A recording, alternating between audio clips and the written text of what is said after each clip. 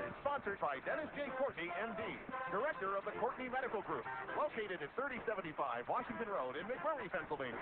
For more information or to make an appointment, call 724-942-3002. That's 724-942-3002 for Dennis J. Courtney, M.D.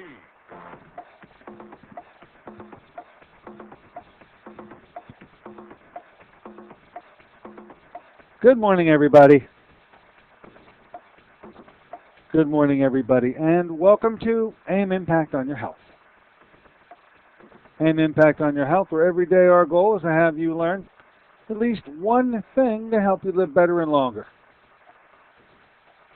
AIM Impact on Your Health is heard each and every Monday, Wednesday, and Friday from 8 to 9 o'clock. I'm Dr. Dennis Courtney, and I'm with you each and every Monday, Wednesday, and Friday from 8 to 9.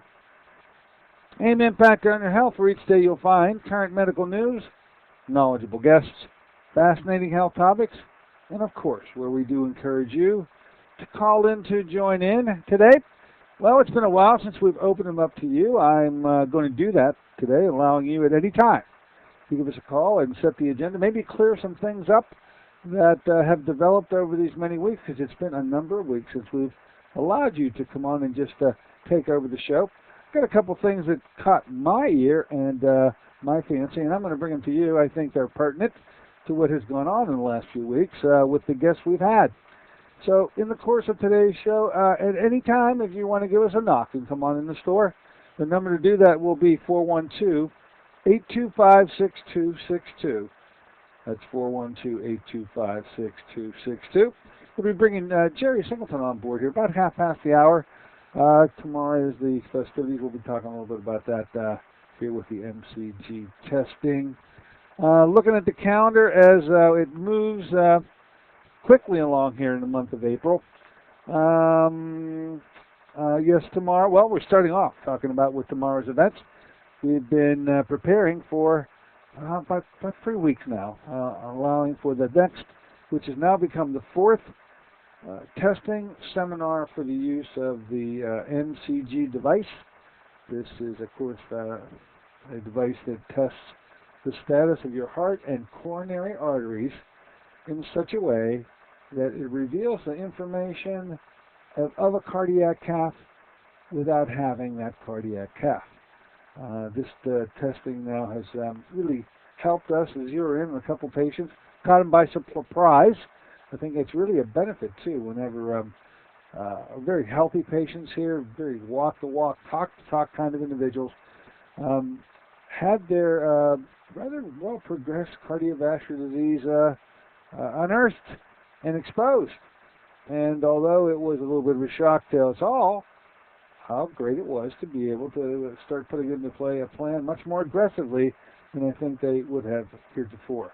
And, of course, we find those who just had never even thought of their health issues come in and have an opportunity to be tested and learn something about their own health status that they really were helpful and thankful, I guess is a better word, very thankful to be able to participate in a way to correct those too. So MCG testing will take place tomorrow. More about that with Jerry. About half past hour, we're going to bring Jerry Singleton back. A few words on that subject today. Well, we'll wait for him then. The special guest then on Monday is going to be, where is her bio now? Is going to be Ricky Pippin. Now, Ricky is also the featured speaker up at the Freedom of Choice and Cancer Therapy Group that's going to be held at the Days Inn. It's really out of sequence. You got to get this one right. They're going to be at the Days Inn this Wednesday evening. So Ricky Pippin is the featured speaker there. The day is changed. It's Wednesday evening, not third Thursday. It's going to be here on fourth Wednesday. Same place, the Days Inn just south of Butler there, as it has always been. However, the time being changed as it is, you make the note.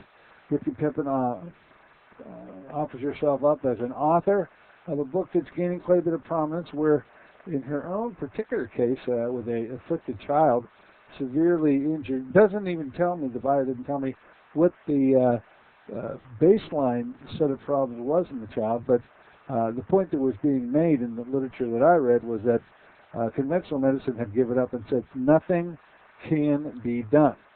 And she wouldn't have of it, she wouldn't hear of it. She then set about correcting the problem on her own.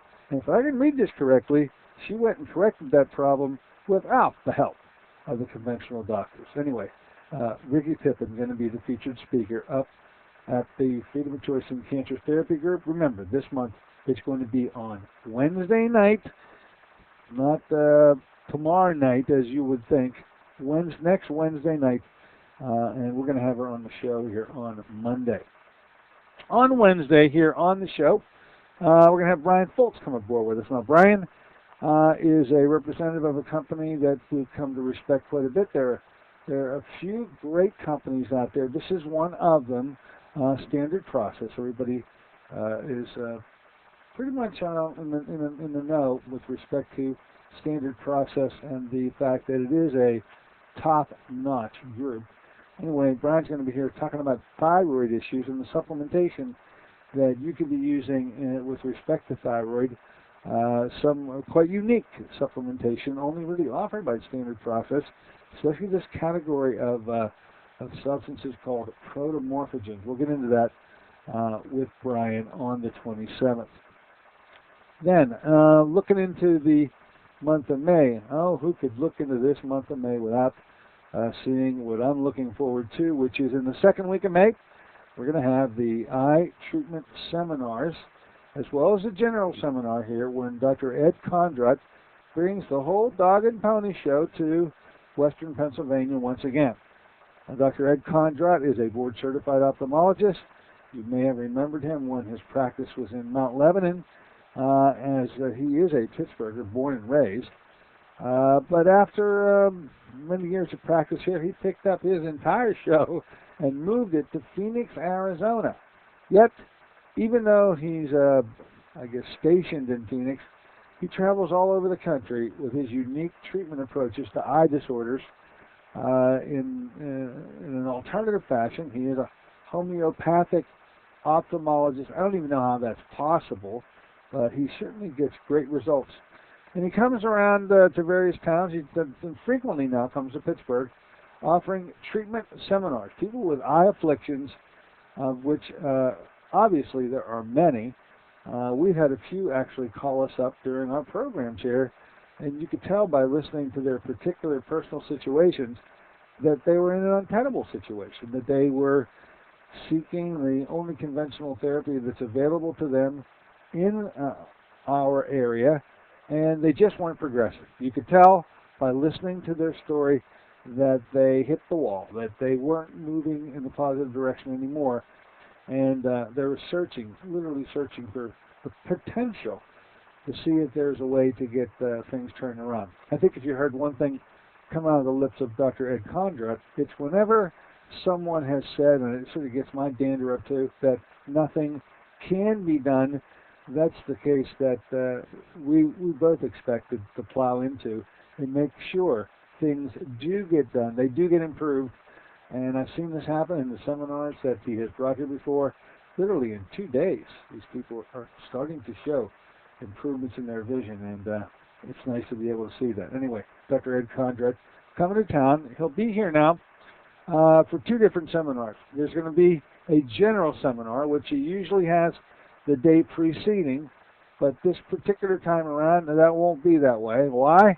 Well, the Sunday, normally the day where he held those things, is Mother's Day. And so we've moved the general treatment seminar, the general information seminar, better said, to Monday, May 9th in my office, 6 to 8 o'clock. That's the same day that the treatment seminar commences on the 9th and lasts for 3 days, 9, 10, and 11 in May.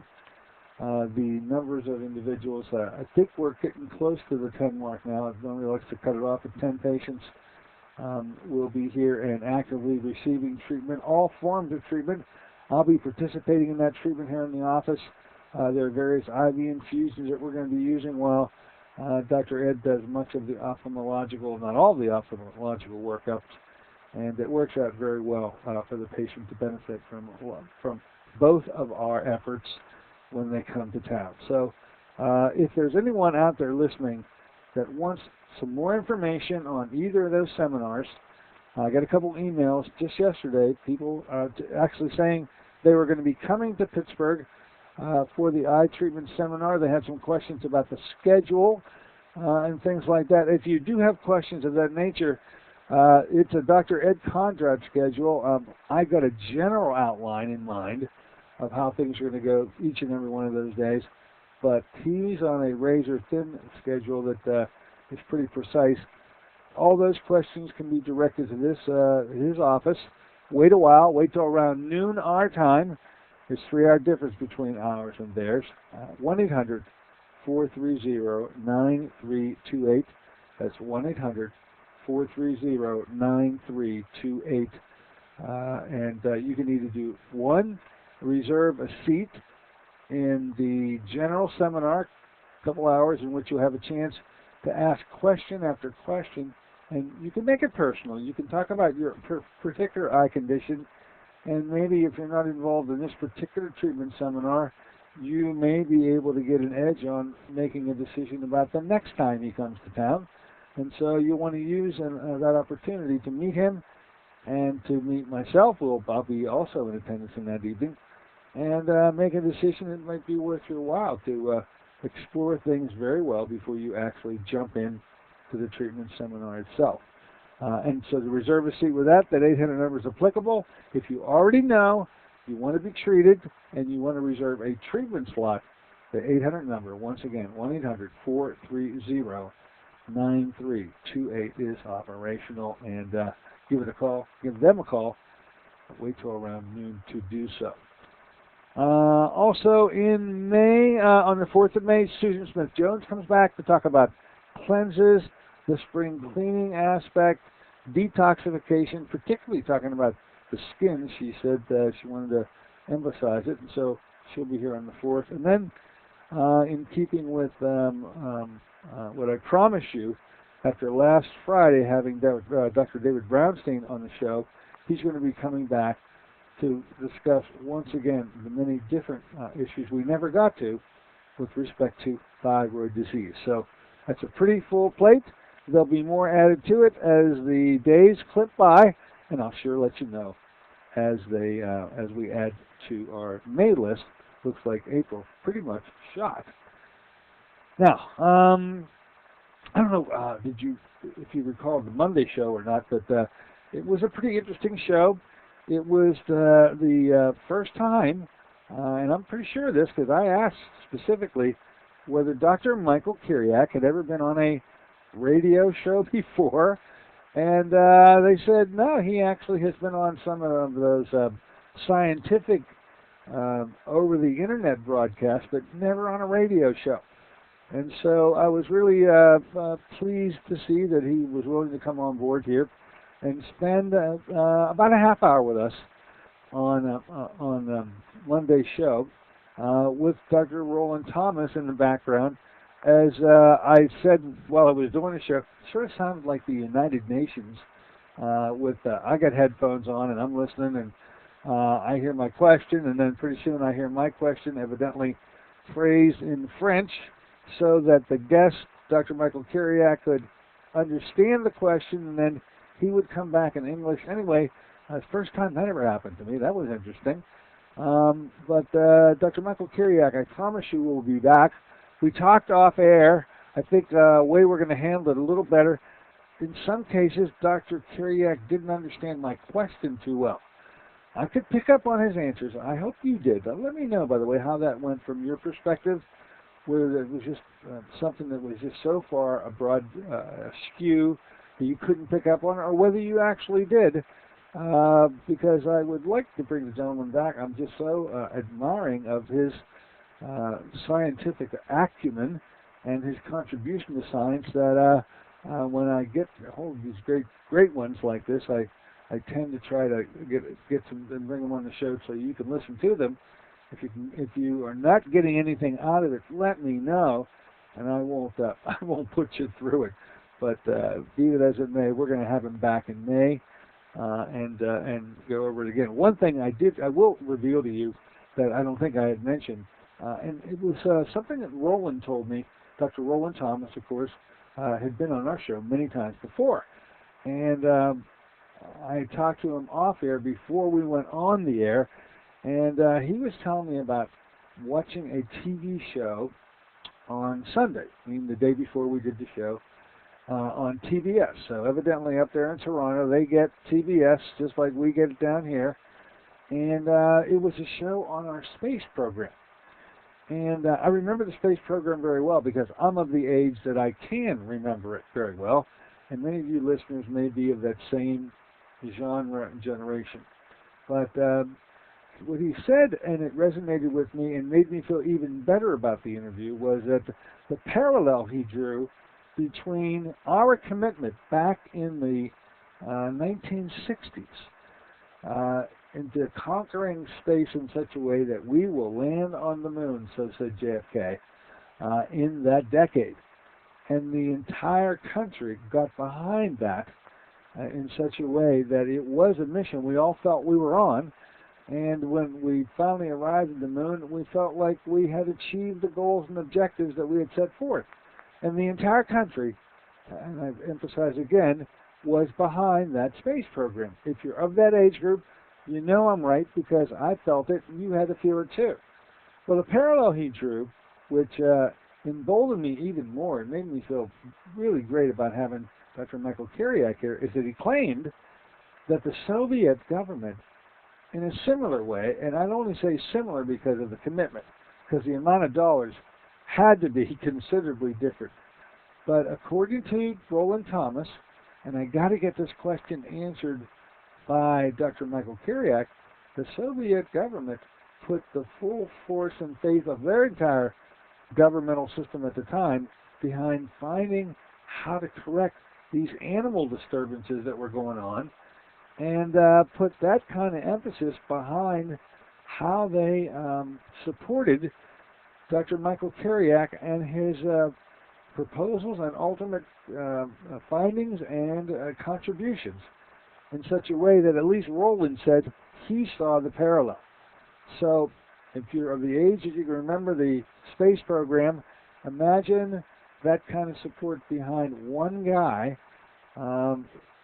which wouldn't require the dollar amount of support, but if it could have a government support, a person with a mission, even if it's one guy, in a similar way as we got behind the entire space program, that would be a powerful and potent thing. And to have both things take place, we won, one got to the moon, and I guess Dr. Kiriak won also. And he wasn't going to the moon. He was only going to other places in the Soviet Russia at the time. But nonetheless, I'd have to say he won also. I'll promise to bring him back.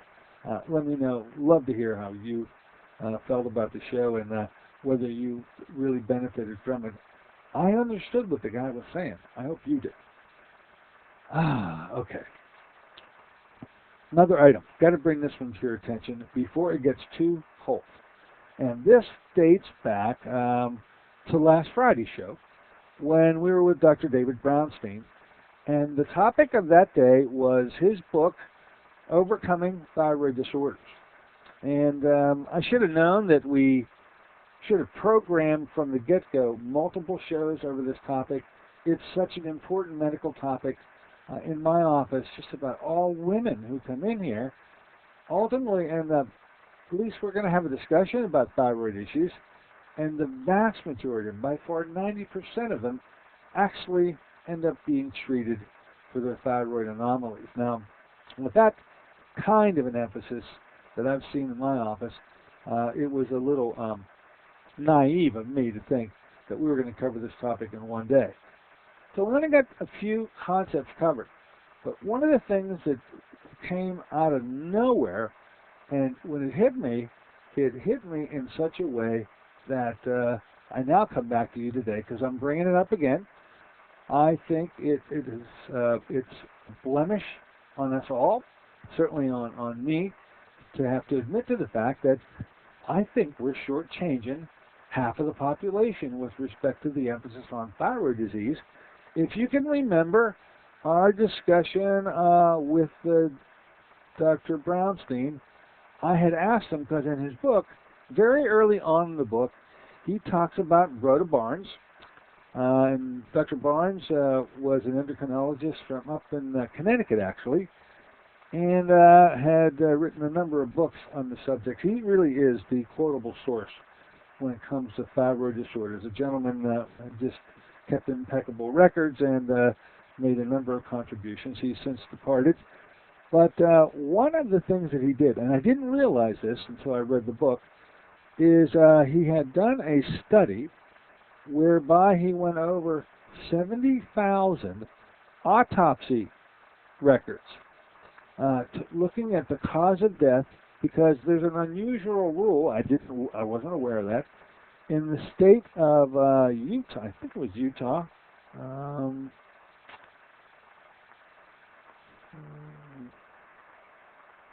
yeah, there's a rule that whenever somebody dies, an autopsy must be performed on the individual. Oh no, it's not Utah. It's in Graz, Austria. That's what it is. So any death in Graz, Austria will culminate in a full-blown autopsy to determine the cause of death.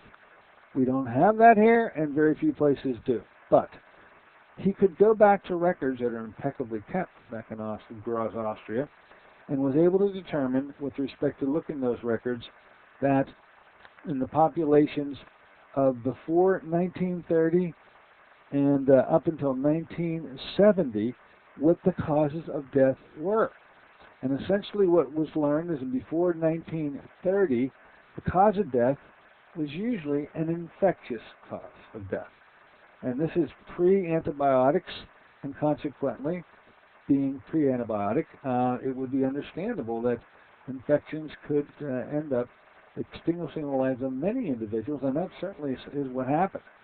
But when antibiotics finally made it to the forefront, and finally made it to the markets, and finally made it into medicine, then the number of infectious deaths diminished drastically and have evolved to where we stand today, in which, yes, people die of infections, but in number, very few compared to those of pre-1930. But the work done by Rhoda Barnes brought forth a concept that I had never heard before. And that concept was the role that hypothyroidism plays in the development of coronary artery disease, because according to Rhoda Barnes and looking at all these autopsy records, when they did autopsies on people who died earlier in their lives before 1930, but they were younger than those that died later on because they were claimed early due to those infections, there were various signs that there was cardiovascular disease well advanced in most, if not all, of those patients. And of course, those autopsies done between 1930 and 1970, the patients had lived longer. They didn't die of infectious causes. They ended up actually dying of cardiovascular causes. But the connection, and this is the point that resonated with me on Friday, and the point that I bring to you today, is that there is a strong link. So said Rhoda Barnes, and with this study, it apparently has been pushed back on the bookshelf. I'm telling you, I was not aware of this strong connection that he makes in the book, and it has caused me to literally sit back and ponder how I even conduct my own practice. And I'm going to tell you, I've been shortchanging half the people who walk in here. Women have such affliction of thyroid disease that they've got symptom after symptom after symptom, and the men don't usually have any of those symptoms. But now we're going to start to take a look at this from a completely different perspective. The basal body temperatures, which we ask all our women to do, and only very few of the men, I'm going to tell you, is going to change around here.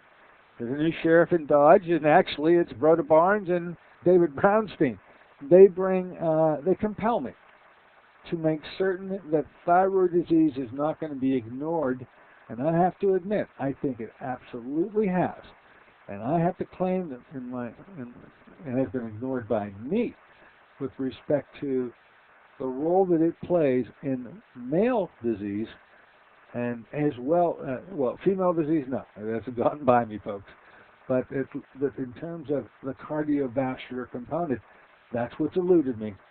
And I haven't emphasized it in either population, but certainly haven't begun to even delve into the treatment of the male population in anywhere near the numbers that I have in the female population. So men who, if you're listening to me right now and you're one of my patients, you're going to be hearing from me. We're going to get basal body temperatures on you, and we're going to find out your status. And I promise to report back to you, the listener, to let you know what the status of our male population is. I absolutely am floored to think that I may be missing something that is extremely important in their cardiovascular status, and this is an area that I feel that we have excelled in for many, many years. So bear with me. Hope you accept my apologies. My atonement is real, but I promise you I will report back once I have achieved a lot of input from my patients with respect to basal body temperatures. Their only real way of diagnosing thyroid disease, of course, if you haven't got the picture already, the blood testing certainly isn't the way to do it. Okay, enough said. By the way, I'll bring this up once again with Dr. David Brownsing when he returns with us in, that's going to be on May 13th. May 13th, he'll be back with us. Okay, let's do this. Let's take a short break. In the interim, I'm going to go find him, folks. Jerry Singleton's certainly going to be in my office tomorrow.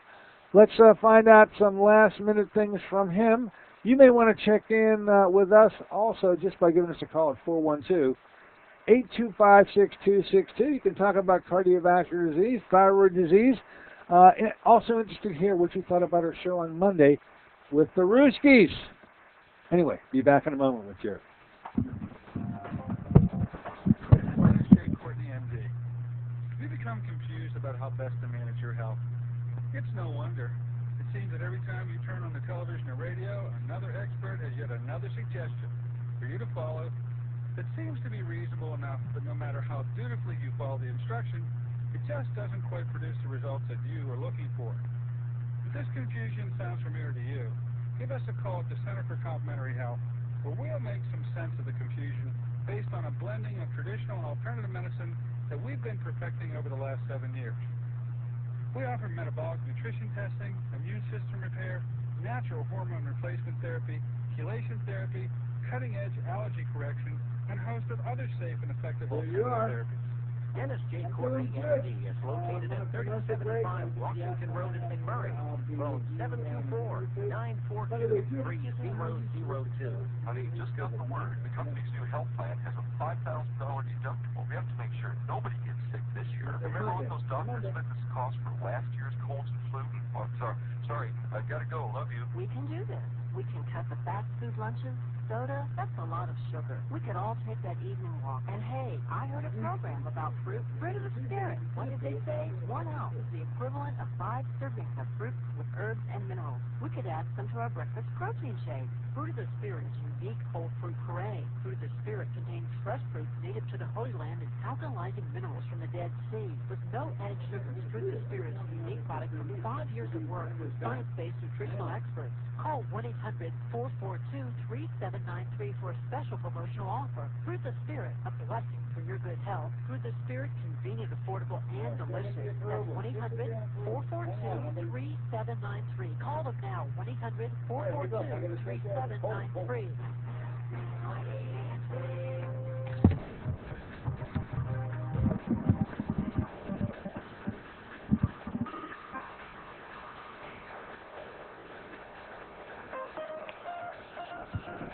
Good morning, ladies and gentlemen. Welcome back once again to AM Impact on Your Health. Heard here on KHB 620 each and every Monday, Wednesday, and Friday from 8 to 9 o'clock. I'm Dr. Dennis Courtney with you on this Wednesday version of the show, and we've opened it up and allow you, by the way, to give us a call on any matter at all. 412-825-6262 6262 is a number to do that. That's 412-825-6262.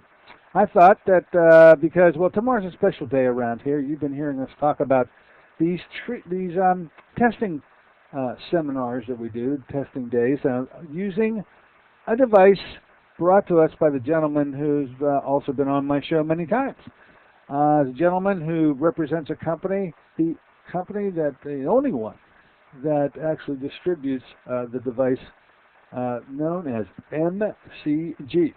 That stands for multifunctional cardiograms, and you all should be experts on it now. You have responded, folks. You have filled up the schedule. There might be 1 or 2 slots left. If you think you'd like to be a part of this round of testing, don't forget you can give us a call in our office here right after we get off air today, because at 9 o'clock we'll open up and Kim can answer your phone call and get you scheduled. But tomorrow's a big day around here. Let's bring Mr. Jerry Singleton aboard with us and say good morning. Welcome back, Jerry. Hey, Dr. Courtney, how are you? I'm doing good, Jerry. Are you in tip-top shape? Are you ready for a full day tomorrow? Yes, sir. Yes, sir. I really do think that you're going to hit your record. Your record up to this point is 28 patients in one day. I swear we're going to hit 32 easy tomorrow. And then we scheduled full? We are scheduled full. There may be a slot or two, but I promise you, if I'm going to jump on that table, we're going to do it. Okay, I want you to do 32 people tomorrow. I love it. Through the use of the device that you have now made famous. Well, we've made famous because it's just making its way here, Jerry. There aren't many folks in the Western Pennsylvania area who've had the opportunity so far. I think 5 years from now, this is going to be as common as an EKG. It sort of looks like an EKG. Why don't you take a moment and fill us in on what an MCG is and what it does? Sure. The multifunction cardiogram MCG, as we described it, is a 5-lead resting test, which does in a way utilize a very similar approach to the way an EKG collects data, or another technology that utilize tracing as a component of their technology. This machine, we collect measurements from the patient in a 5 to 6 minute time span. We're collecting 5 82-second measurements from the patient from those 5 lead sources. Once we have that, we send it off for analysis, where we're able to get a report back on that patient relative to coronary disease, what's there, where they stand with regards to ischemia or inadequacies in that coronary blood flow. That's often a factor with atherosclerotic buildup, that plaque buildup that we've all seen commercials on TV, and we've all had a family member or a friend out there that's probably battled some issues relating to that. It is the #1 cause of death in the United States. And for most patients, there's either limited or no symptoms. So really, it's a significant concern out there, the fact that patients out there aren't even aware typically that they have coronary disease because, or until they have their first heart attack or a stroke or require bypass surgery or a stent. They're typically not even aware of it. So this gives us the ability to be very proactive for patients out there that, given the fact that this is the #1 cause of death in the United States and is the #1 reason for emergency room visits, it allows us to be very proactive in testing patients that have certain risk factors or and determining where they stand with regards to some of this, and so that's kind of the overall makeup of MCG. Well, when it comes to the cardiovascular cascade, it happens in very slow steps, and I guess the first step that probably doesn't raise a brow on anybody, which is the initiation of high blood pressure. I mean, when something like that begins, nobody's panicking. A lot of folks have high blood pressure issues, but the fact that the processes that lead to requiring the use of blood pressure medicines are the very processes that are detected by the use of the MCG And in the specific set of blood vessels that count a lot, which are the coronary blood vessels, all the more reason to make MCG a device that I think has got to absolutely champion the day here now that electronics has come around and is able to do, and I always put it this way, I'm going to do it again, the MCG device is able to give us similar, if not exactly the same information that one would get from a full-blown cardiac catheterization without ever having a cardiac catheterization. I've always asked you to confirm that phrase. I want to ask you to do it again. Is that an accurate way to describe this test? Absolutely. We've always been benchmarked against angiography or a heart cath, and certainly we've always come within about 90% accuracy of detecting coronary disease or ischemic severity with regards to those coronary arteries. Severity with regards to that within about 90%, which is phenomenal for any piece of medical equipment or testing out there. A lot of patients aren't familiar with just how what the range of accuracy is on a lot of tests that they've had or are aware of. And our test ranks at one of the highest levels of accuracy out there. So absolutely. All right. Well, because I think I put that together. It just explains so well in my own mind, and when patients hear that, it's certainly clear, rings a bell with them, because I'll tell you what, that one thing they never want to have, and I don't ever want them to have it, is a cardiac cath. But to be able to get that information without having to pay a severe price to be able to get it, as comes along with having such invasive studies as catheterization, to find out that you can get that information without ever having to be put in that position, people are intrigued by that. It may be a little scary one way, because you're going to be made aware of your situation in very blunt terms, and it's a good thing no matter how you cut it, whether it catches you by surprise or whether you've anticipated that you might have quite a bit of plaque in the coronaries. You're going to know exactly where you stand when it comes to this test. And that's a good thing. Now, Jer, we have somebody knocking on the door. Why don't we let them in the store? Sure. And find out what's on their mind. Come on, go right ahead. You're with Jerry. Hey, yes. I've been listening the last couple weeks, and I guess I should know this from when you had Jerry on before.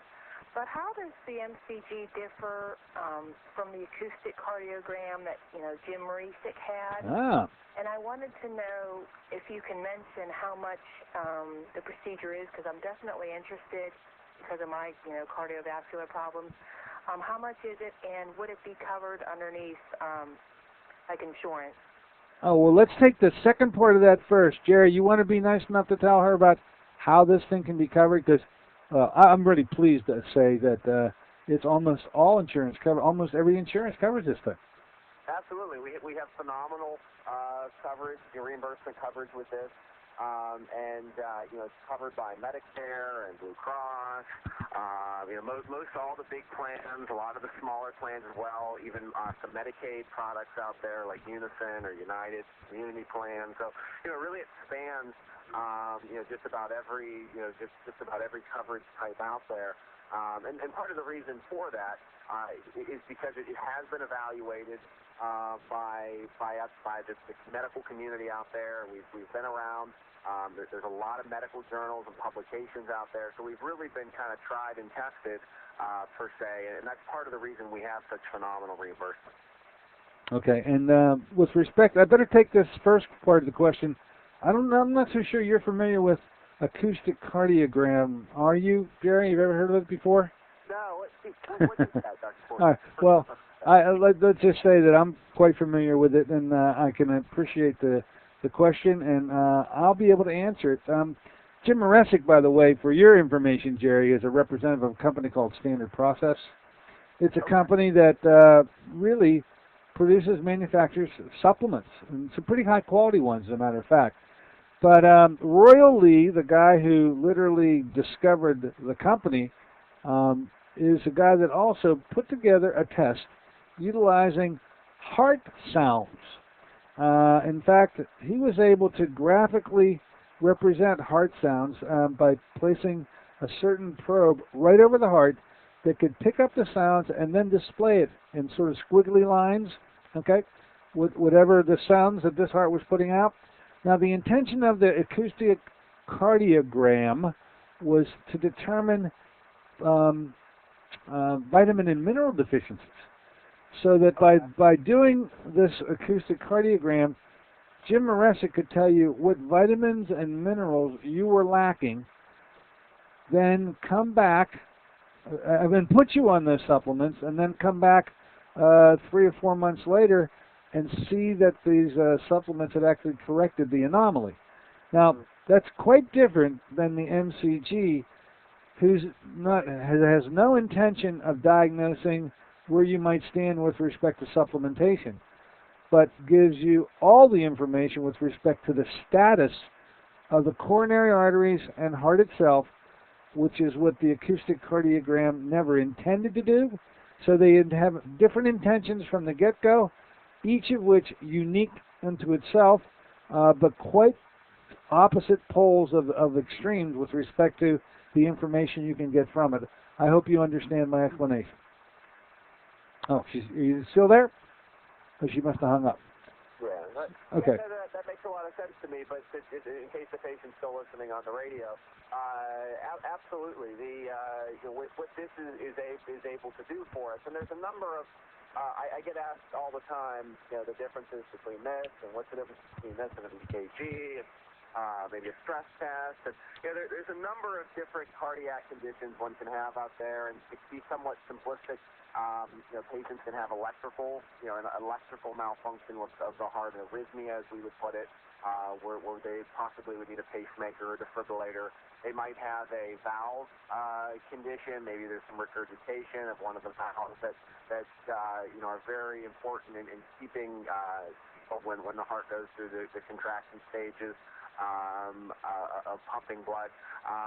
There's a few other out there, but those kind of the big three are those two, and then finally coronary-related conditions. I find which have, in one way or another, relate to the plaque development in the arteries, the coronary arteries specifically, which seem to be so prone to that, and really the variables that take play with that make coronary disease the number one cause of death in the United States, certainly more prominent than the latter two cardiac conditions we talked about. And there are other conditions that individuals can have out there, but this is really the most prevalent in our Tri-County area here. We have some of the highest concentrations. There's a few counties in Florida that have higher concentrations of coronary disease than we do, but it really is a very, very serious disease. It affects all ages.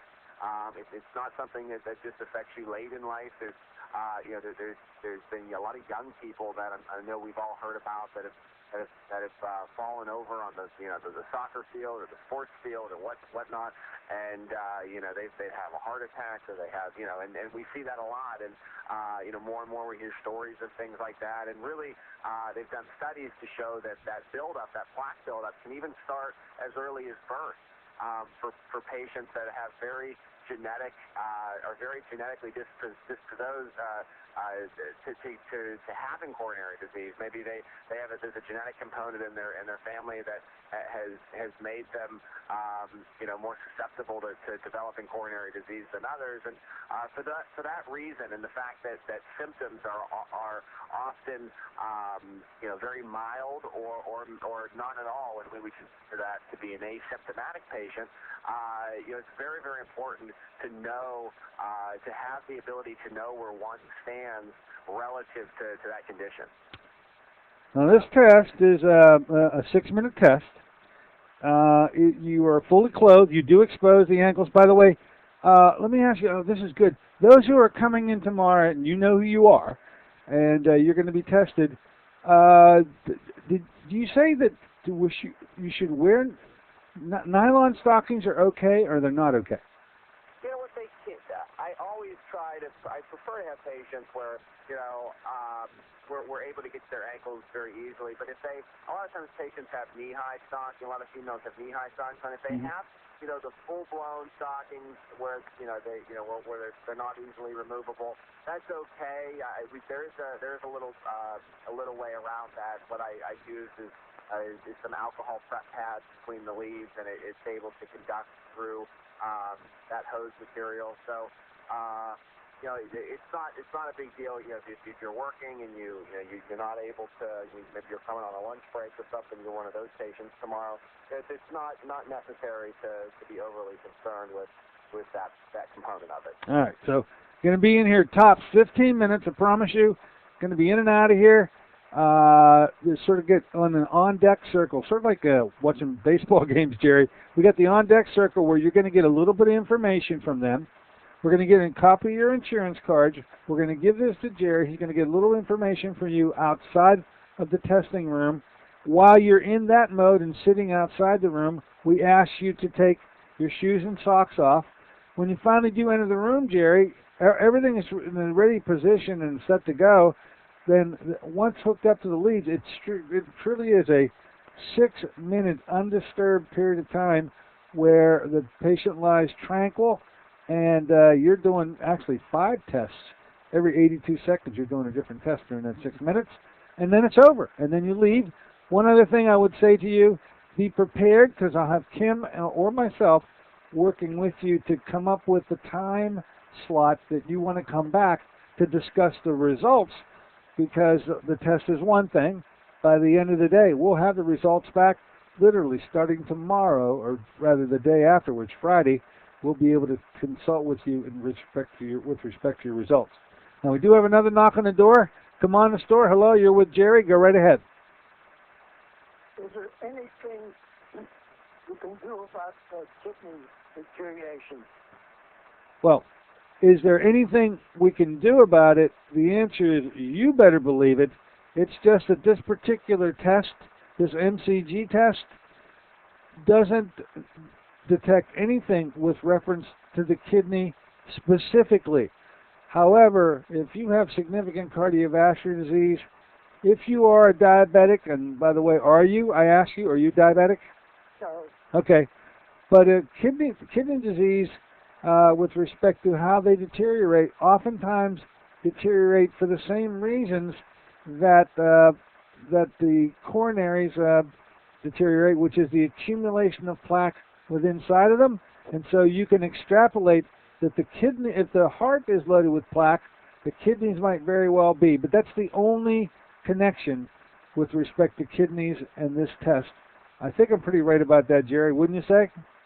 Yeah, absolutely. The coronaries are really seem to be very, very prone to collecting, plaque deposits. But there's certainly when there's one artery that we see this with the multiple arteries that surround the heart itself.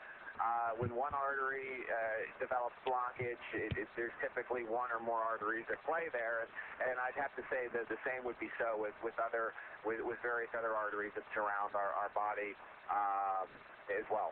Okay, and just one emphasis, because you started your question by saying, can you do anything with kidneys? And so what I'm trying to tell you is, when I hear that, I go, oh my sir, absolutely.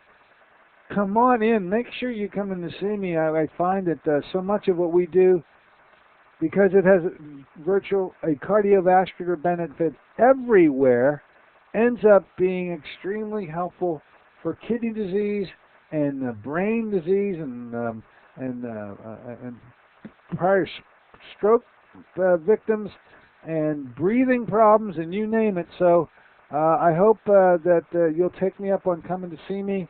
If not for this test alone, because if it's kidney information you're interested in, that's one thing. But I would say that you should be equally interested in your coronary status, because I think they go hand in hand. All right, sir? Okay. Okay. Come on. Bye. All right. Another knock on the door, Jerry. Let's let him in. Come on, you're in the store. Go ahead. Hello? Hello. Hello, Dr. Courtney? Yes, ma'am. How are you? I am well. Okay, I'm calling you from Healthy Life Choices. We sent you a newsletter. I don't know whether you got it or not. A newsletter from what company? We sent you a newsletter. I'm calling you from Healthy Life Choices. Okay, I don't know if I have that newsletter. Could you please resend it? I'm not so sure I've seen it. Okay, I sent you it to here promoting like alternative health. We would like your input in that. Well, if you send me that letter and let me take a look at it, I'll contact you and I'll be happy to try to help in any way I can, whatever it is you'd like me to do. It's really nice because we always heard you in the program, and I was wondering, we can mail you another one, and we'll put it to your attention, and you can read it, and you can let us know as to what can be done, what you would like to write.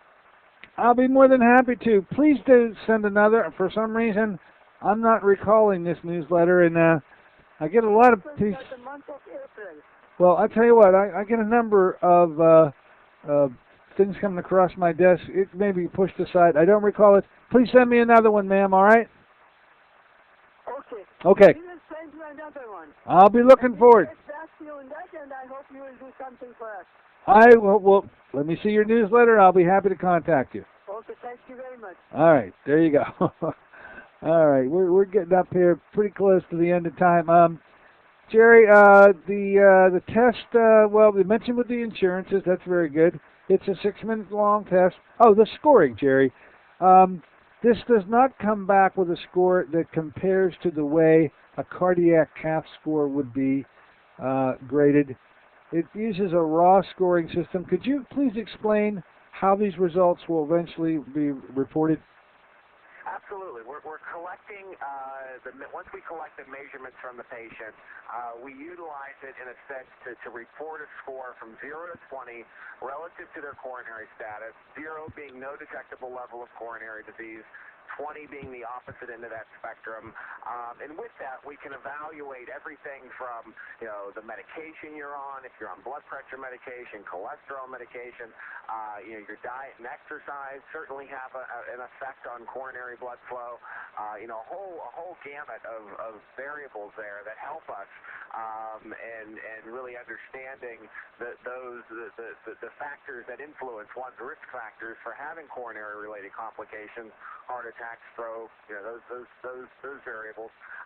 And then we can put a plan in place based upon that score, that 0 to 20 score, and try to, at some point in time, retest you, maybe a year down the road, maybe 6 months down the road, and we've been able to get some measurable improvement.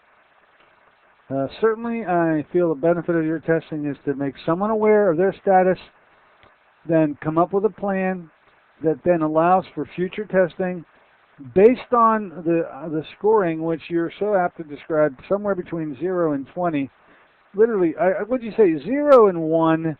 The number 0 and 1 virtually means there's no disease at all here, okay? Right. And then when...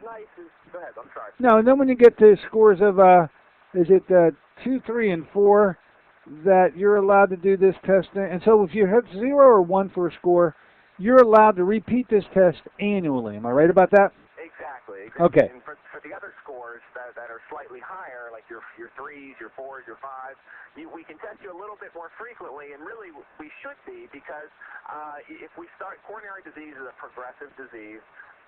And you might be a better fit for like a twice-a-year candidate, all depending on your medical circumstances, give or take, and how often that you, Dr. Courtney, decide.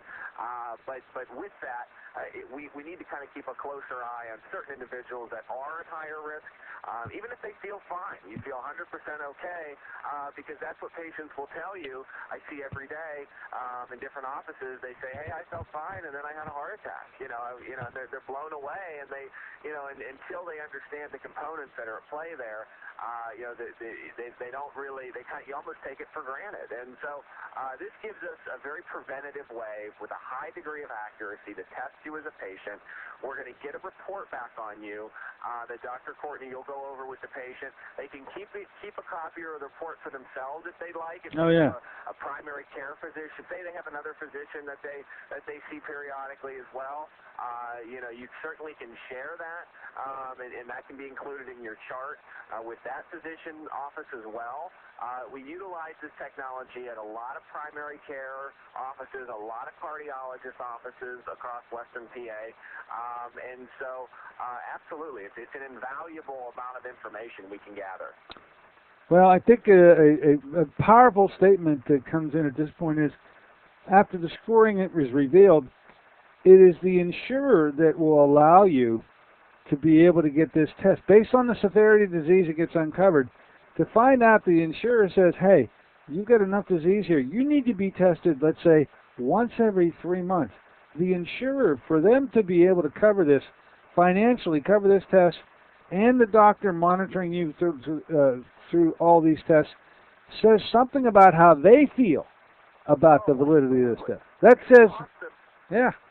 It costs them a fortune. $46,000 on average is what Highmark Medicare has shared with us for every heart attack incident, and that doesn't even include the follow-up care that typically goes down the line with that. So what they really want us to see happen is atherosclerotic buildup is something that doesn't happen.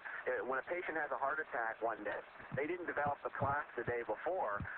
They developed that plaque over years. Sure. So what the intention is to, in the middle of that process, the very beginning and the middle, and to jump in and to implement some goals to slow that down and possibly reverse it. Well, I never heard that. Every time you come on the show, Jerry, you throw something else on me. You just threw a cold number out there, Jerry. $47,000. One heart attack to the insurance company equals a payout of $47,000. They'll pay for this test on infinitum. Hey, Jerry, we got bongos. We got bongos in the background. Jerry, you rest up tonight. Be ready here tomorrow morning, folks. If you're coming here, we'll see you tomorrow. Until then, until Friday, this is Dr. Dennis Courtney with Jerry Singleton saying so long for AM Impact on Your Health.